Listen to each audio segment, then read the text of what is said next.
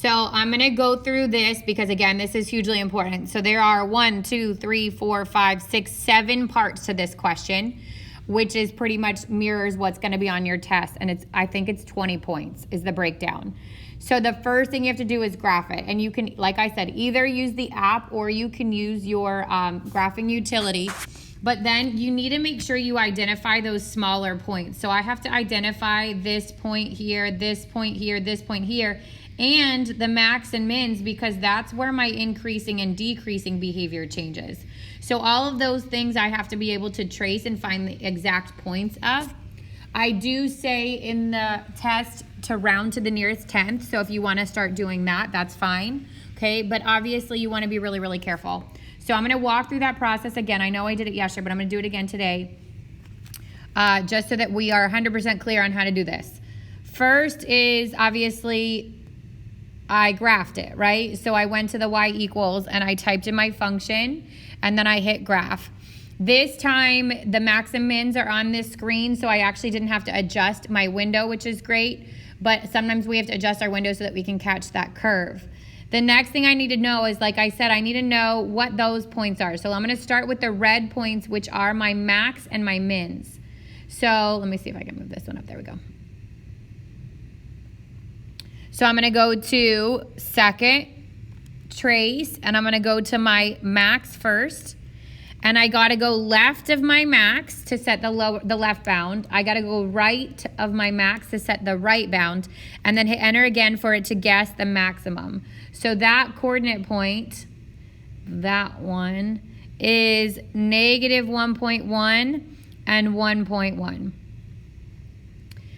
Then I'm going to do the same thing for the min. So second, trace, go to the minimum, come left of the minimum, go right of the minimum, enter, and it's going to bring me to that bottom point, which is, it says 1.03 e to the negative 6. That's scientific notation saying there are 6 zeros in front of that 1. So if I'm going to round this, that's going to be to a 0. And then negative 4. So that's my max and my min, which is actually my relative max here, negative 1.1, comma, 1.1. And my relative min, 0, negative 4. When I type those in, it's a short answer, no spaces, okay? No spaces on anything when you type in your answers. Make it easy on yourself and easy on me to grade. Then I need to, go ahead. I'm sorry. So you, on the test, if it was something like that, would you want us to round it? It'll say to round to the nearest tenth. All right. So that would round to 0, yeah. Then I need to know where my zeros are because that's part of it. So I'm going to go second, trace. I'm going to go to my zeros. I'm going to go all the way to the first one. There's 3 of them on this. Enter, go past it, enter, enter for the 0. And this point here, this first 0, is negative 1.3 when it's rounded, and obviously 0. Then I go to the next one. Second, trace, go to my 0, go left of the next one, go right of the next one, hit enter. And that point is negative 0.8. So negative 0.80. And my last one, I'm going to go second, trace again, go to 0 again. The y-intercept does not count as a 0, so keep that in mind. Before it, after it, and right on it. And that last one, that one there, is 0.8 and 0. Okay, so now, go ahead. My decimals were like a little bit off. Is that like... As long as they round to the same, they should be okay. But are you hitting trace or you're hitting the zeros and the max min buttons? Yeah, I'm hitting like exactly what you're hitting, but I just okay. Get a little bit low. That's okay. As long as it's within, I would say, a tenth, you're fine. Yeah, mine is technically the same answer, but it turned into like screw it a 6/3. Just okay, so you're in like a math print. You want to get out of that. You want to get to classic mode. Let me tell you where that is. That's mode. That's normal. So when you go, or no, the very top thing. When you click on the very top thing, you want to go, the very top one, actually mine's in math print and it still gives me the same thing. And then you want to go to normal underneath that. I don't know what your settings would be on that. It's like that. Currently, I'm using a different calculator because mine is coming in today. Okay, that's why. Yeah. That's fine. Okay. All right, so now I've got all the information I need to answer these questions, okay? The first one is domain. These are arrows, right? It's off the screen, which means my domain is going to go all the way left, all the way right. So my domain is negative infinity to positive infinity. And I'm not giving you the equation that are on this question, so it would be negative infinity, the word, comma, no spaces, infinity. So practice the format that you're going to see on your test because it will make your life easier when you go to do it. I don't need you to spend 20 minutes trying to figure out the format on the questions. You won't finish, okay? Wait, so on the test you have to write out the word? Yeah, because I made it a short answer can't have the equation editor. Okay, all right, thank you. You're welcome. It says it in the directions, but just, start practicing that way. The range is also from bottom to top, which would be the same thing, negative infinity to positive infinity. Then my intervals of increasing, decreasing, and constant. So it's going to give you a box for increasing. So remember, increasing would be this little curve here. Actually, let me zoom in on that. It's going to be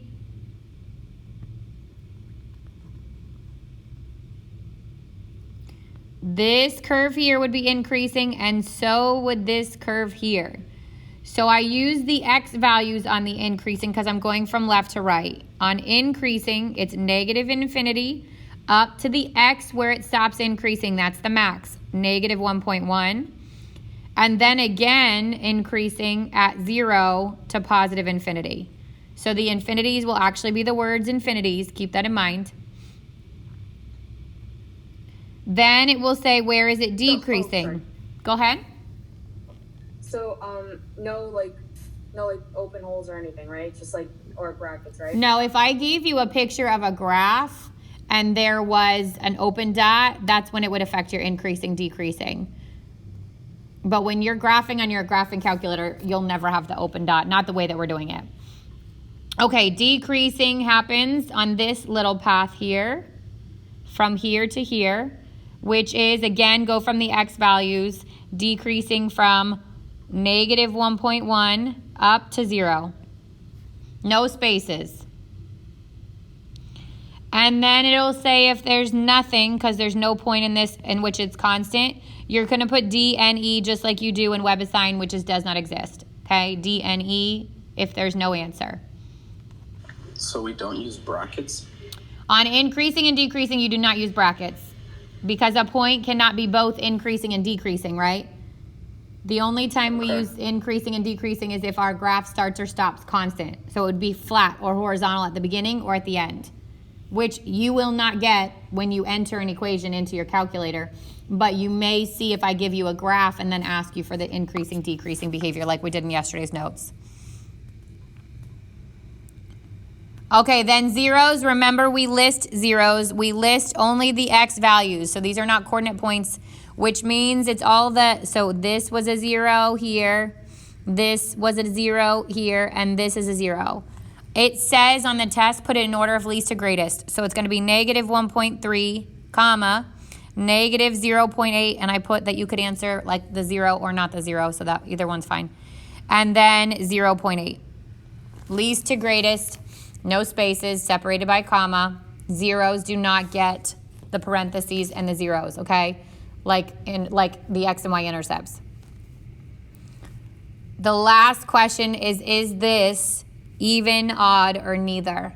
So this is almost reflected in the origin, except there's a shift down to it. And that happens if I look at this equation. If I plug in a negative x there, it's going to stay negative x. Plug in a negative x there, it's going to stay in negative x. But this is going to go back to its original, and the 4 is not going to change sign. So this is a case where it's neither. Is Chris Weiser? Yep. How do you find the zeros on the app? Oh, good question. I'll jump there next. Okay. Any questions before I jump out of this screen? Because I got to jump into the app. Can you explain why it's neither again? So the way you see it is, one, look at your graph. If it folds along the y-axis, that's even. This does not.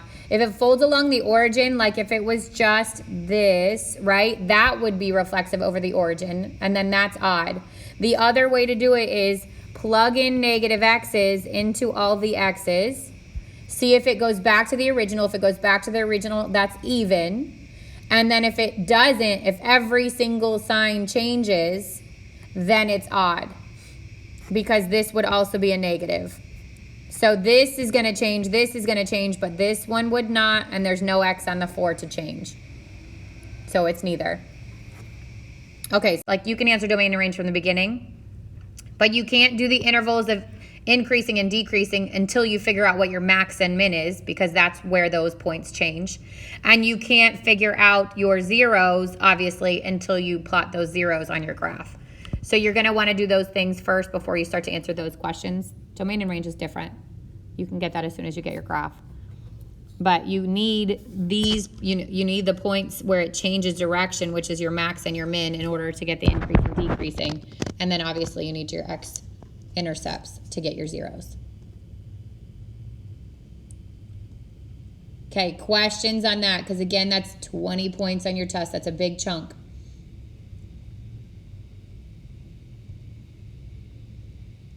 My advice is, if you have extra time, graph them both places, on your graphing, on your handheld, and also on your app. But please, please, please watch your time. I'm telling you right now that there are more questions on this, obviously, than there were on your quiz, right? And you only get another 20 minutes. So there's 15 questions on your test, one of which is this, which has 7 parts. So you've got to watch your time. You will not have time to go digging through notes, checking other resources. You'll run out of time. So you need to go all the way through your test, and if you get stuck, skip it, continue, and then go back to it. Think that your difference quotient question is going to take a little bit of time. This question is going to take a little bit of time, okay? So you really got to watch your time management. That's next Thursday, and you really need to be on time and ready to go next Thursday. I will get on about 5 minutes early so that we can start, I can start approving everybody's setup, but that's definitely something you want to consider for next Thursday, because that's when your test is.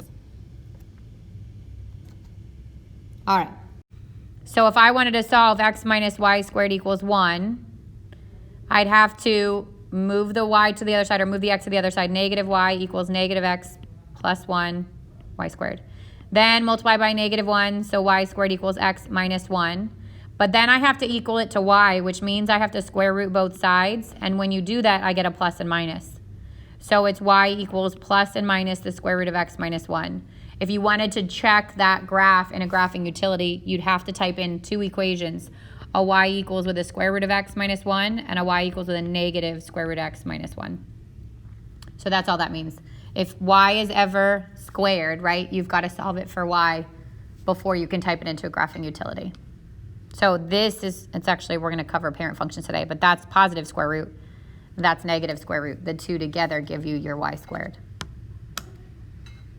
Okay, and then a couple of ranges, because then we're going to get into the notes for the day, and you're going to see range again. So if I look at this first one, this is technically getting cut off by my graphing utility screen, and it's hard to determine that because you don't really see it. If it wanted you to stop before the edges, you would see an actual solid dot before the edge, so you can understand the difference, which means this has arrows in both the top and the bottom. So my range is going to be negative infinity to positive infinity. On the second graph, same thing, like this is cut off, which means these would be arrows. So the lowest y is here, which is negative 3, and that's a solid dot, so it gets a bracket. And then there's a y for everything moving up from there with an arrow at the top, which means positive infinity. So remember that the range is going to be your y values. We're going to talk a little bit more about range today, Lucy, so hopefully that'll help a little bit. So the lowest y, which is this dot here, is negative 3. You start there, and then you go all the way up. If there was a break here on both graphs, I would stop and start my range. But because this one continues up, and so does this one, my range goes to positive infinity. Does that make sense?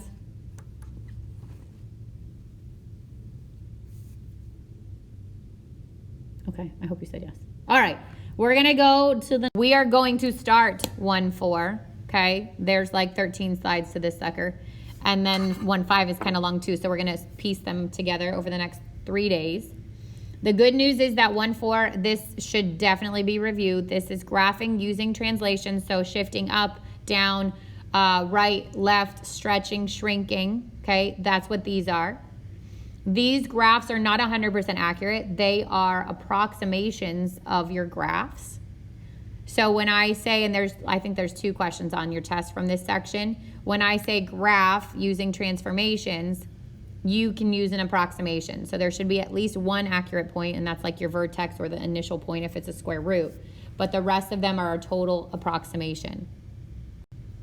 All right, so we start with some of these common graphs are also called our parent functions. We start as basic as the constant function, which is your horizontal line. These are all functions, right? So they're all gonna say f of x. That's the same thing as y. So this graph would be y equals, well, actually that's like a 1 3/4. But it's a constant line. So this has a y or an f of x and no x. Every graph you should be able to think about what's the domain and range on this graph. So the domain on this graph goes left to right, which is negative infinity to positive infinity. The range is only one value of y, so it's whatever the c is. In this case, it would be 1 3/4. And think about your increasing and decreasing behavior. So it's good to just practice that stuff. This would be constant the entire way. So constant, it would actually look like this. Constant from, oh, no, it's right there. From negative infinity to positive infinity, just like that.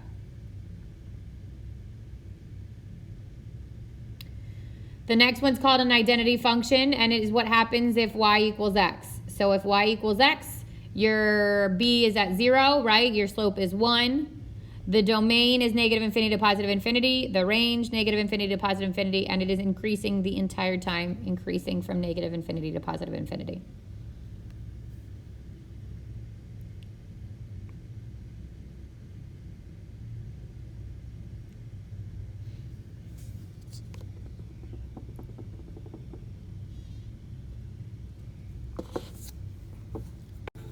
All right, then we get into some more common, again, these are also referred to as parent functions.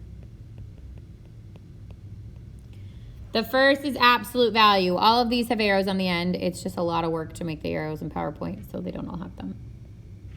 This has a solid point. And this one doesn't technically go above the x-axis on the curve, so just be really careful. All right, so absolute value is a v.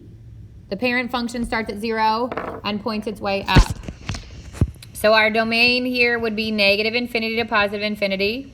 Our range would be 0 to positive infinity with a bracket on the 0. It's increasing from 0 with a parentheses to positive infinity. It's decreasing from negative infinity to 0, and it's not constant at all. This would also be an even function, because it's symmetric to the y-axis. Just the parent function. Once we start to move it around, it changes, but the parent function itself has all those things.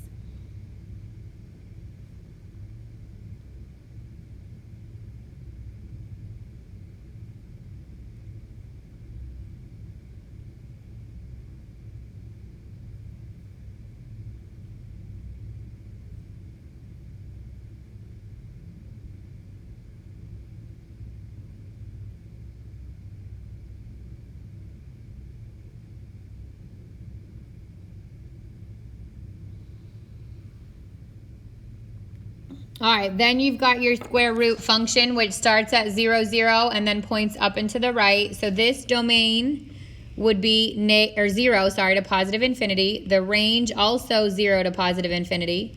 It is only increasing from 0 to positive infinity. There's no decreasing there. And then this one would be neither. It's not even, it's not odd. So it's neither.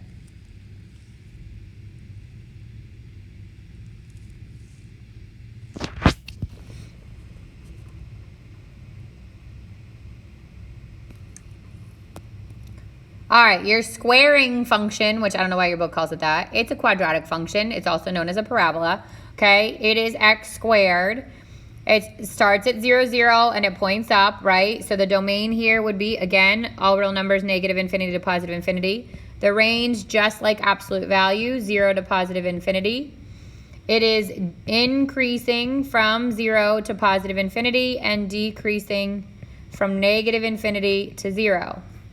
This is also even. So this is a lot like your absolute value.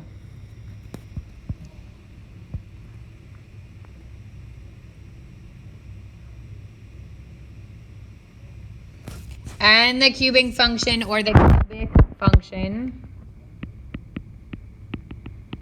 is f of x equals x to the third. It has a point at 0, 0. The top of the right part goes up just like your regular parabola. The left part flips down as though you reverse the direction of the left side of your parabola. Its domain is negative infinity to positive infinity. Its range is negative infinity to positive infinity.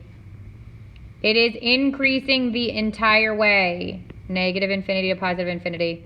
It does not decrease. It is not constant. And this one is odd. It's symmetric to the origin. If I plug in a negative x and a negative y, everything changes.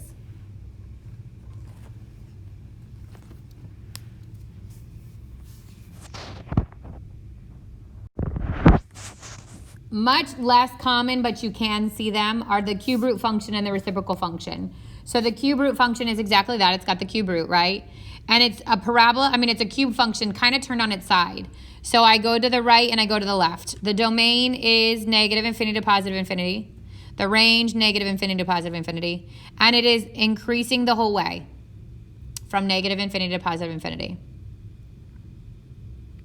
So this is like a sideways parabola with the right side, with the bottom side flipped back.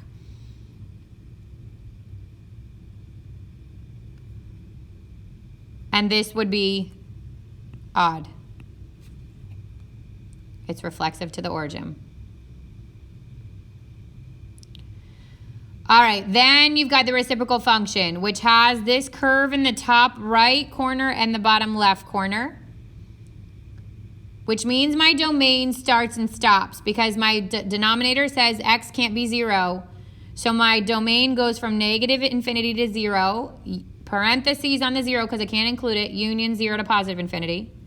Range is the same. Bottom to top stops where y is 0. So it also be negative infinity to 0, union 0 to positive infinity. This curve is decreasing. So it's decreasing from negative infinity to 0. This curve is also decreasing. So from 0 to positive infinity. And this is an odd function. Again, if I plugged in a negative x, it's going to give me a negative. It's going to flip the sign. Why does the range and domain go till 0?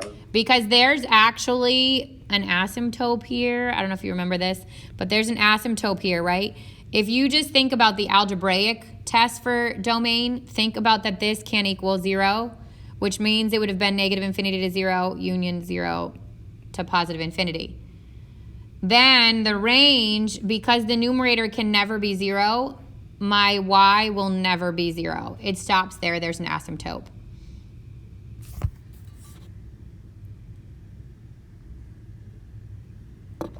All right, we ready to actually start to move these suckers. The first one is your vertical shift. So if you add or subtract something after the function, so notice that it's outside the absolute value, it's after the square root, it's after the square, it's after the cube, everything else follows that. It would be after the cube root. It would be after the reciprocal function. If that's the case and you add, you move up. If you subtract, it moves down. So if I have a +1 at the end, I'm taking my entire graph, I'm shifting it up 1. If I have a -2 at the end, I'm taking my entire graph and I'm shifting it down. So this would be if it was a cube root minus a number, or 1 over x minus a number. Shifts it up if it's positive, down if it's negative.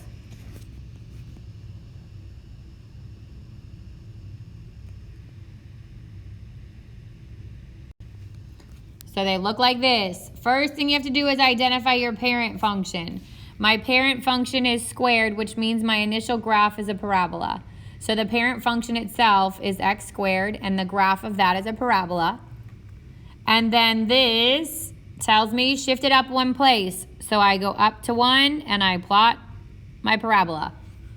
The only point that has to be exact is the 0, 1. The rest of them are approximations. Then I go to the next one, still a parabola, but now it's shifted down 2. So I shift down 2 and I plot my curve.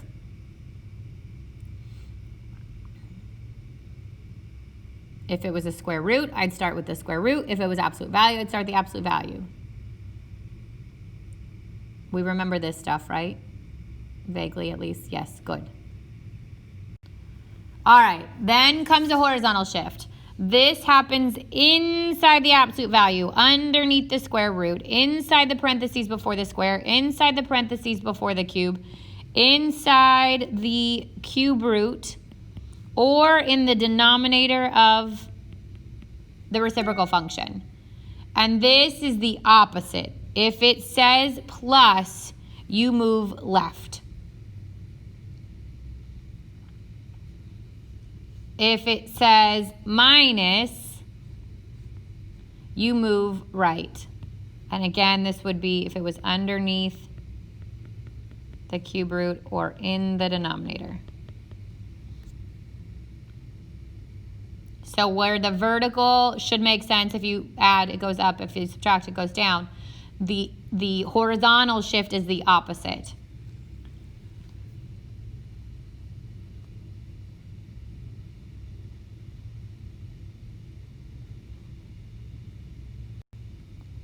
All right, so again, we're messing with the same initial parent function. It's a square, so this is starting as a parabola. For the first one, I'm going to the right 2. So I move to the right 2, and I plot my curve. Again, doesn't have to be perfect. The only thing that has to be exact is that 2, 0 point.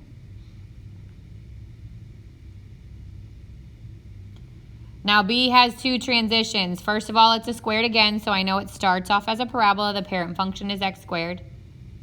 But this one goes left 2, this goes down 3. So it doesn't matter if you move left, then down, or down, then left. It's the same spot.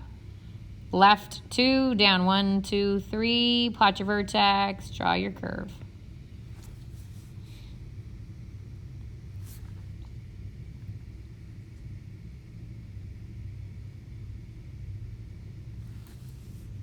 Questions on these?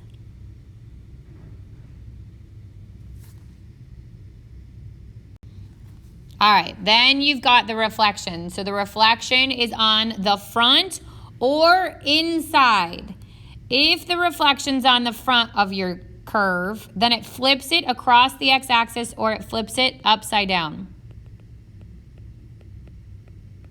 So this would be an upside down parabola. This would be an upside down V. This would be a cubic function. Oh, that's really rough.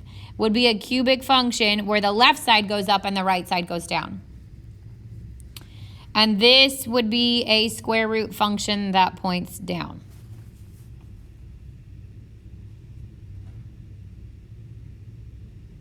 Now here's where it gets a little trickier. If the negative is inside the function, it flips across the y-axis. So for a square root, it actually points it left.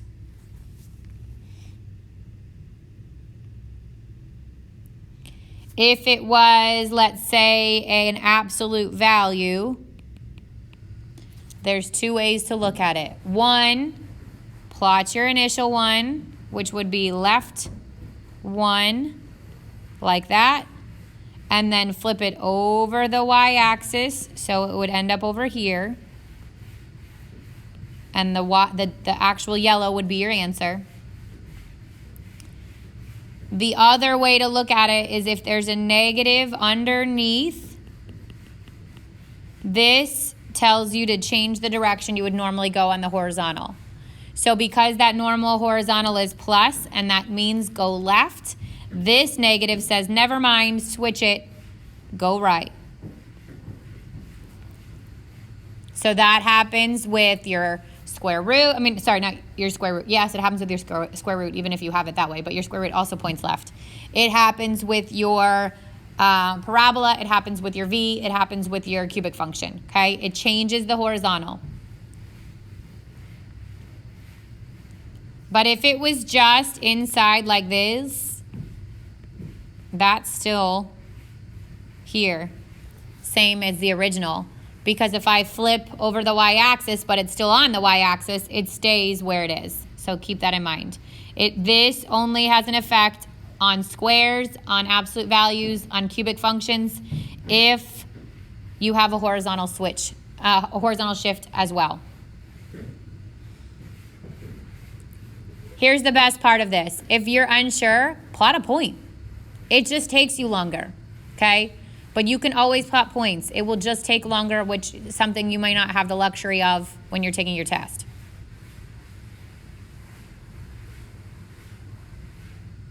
Everybody still with me? All right, so here's an example with those. These are square roots, right? So my parent function starts at 0, 0 and points to the right. This says flip it upside down. This says shift left 1. So I shift it to the left 1 and I point my curve down.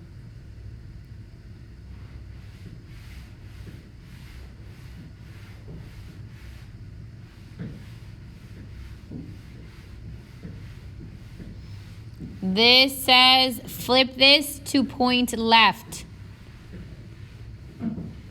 This says shift it up 3. So I go up 3 places and I point my curve left.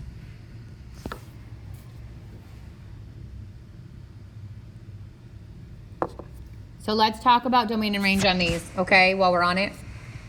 A's domain is going to start the furthest point left, which is -1, and it's going to point to positive infinity. Its range, if I go bottom to top, the bottom is an arrow, which means the bottom would be negative infinity. The highest point is the y here, which is 0. And that would be decreasing. There's no increasing. It would be decreasing from -1 to positive infinity.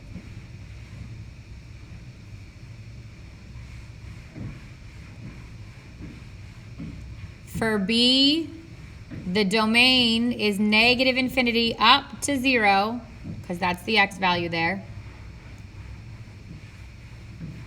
The range would be 3, because that's that lowest y, to positive infinity.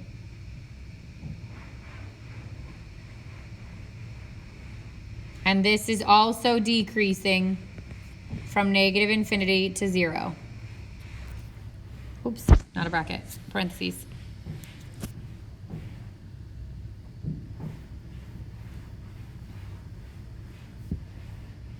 Questions so far? So you take the x coordinate, not the y. For decreasing and increasing, we look at the x because we're going left to right, right? So left to right is always the x value. The only time we use the y is range.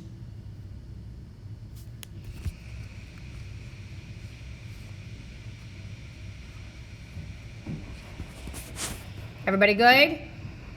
Okay, we're gonna hold off on the non-grid. We're gonna stop here. Okay, if you remember non-grid, this makes it like wide, stretched, shrunk, that kind of thing. We will pick up there tomorrow, and then remember we're gonna start 1-5. So your homework, let me publish it, is on WebAssign and on Canvas for 1-4. It is not due until Friday, but let me give you some strong advice, and that is do not wait till tomorrow to do it, or it's gonna feel like a lot. Actually, that's a lie. It's not on WebAssign. This one I gave you the PDF because you need to learn how to graph all these by hand. So each question, let me double check, I'm not losing my mind. Yes, I know I'm getting old, but I didn't think so. Each question is has its own little graph, okay? You need to make sure you're graphing it and by hand, okay? It does say you can use a graphing utility to check if you want to. I don't need pictures of your graphing utility, and please, for the love of God, don't use them to actually graph it by hand, and then use the graphing utility to check. It also says include domain and range for each question. So some of them, there's like not a whole lot of overall questions, but they do have 3 parts to it because it's one parent function that's shifted all around. So just make sure you start that tonight. Anything that has a number on the front, so let's see, number 14, part of 16, so B and C on 16. Let's see what else. 17B, they're not actually numbered, but I'm going to call them B because it's the one in the middle. 18B. That's it. Those are non-grid. Those are non-grid. So those save for tomorrow, unless you remember it. If you remember it, go for it. Okay? But the rest of them, the first page anyways, you can do. And then we're going to talk about how you would find the actual equation from the graph that's given to you. That's the second page. But again, if you save it all for tomorrow, 1, it's going to feel like a lot. 2, you're going to want to start on 1-5 tomorrow. So make sure you do at least the ones that you can do today. But it is not due until Friday. And then again, we will pick up there tomorrow, finish off 1-4 and start 1-5. How are we doing, folks? We're okay? Yes. Okay, any questions?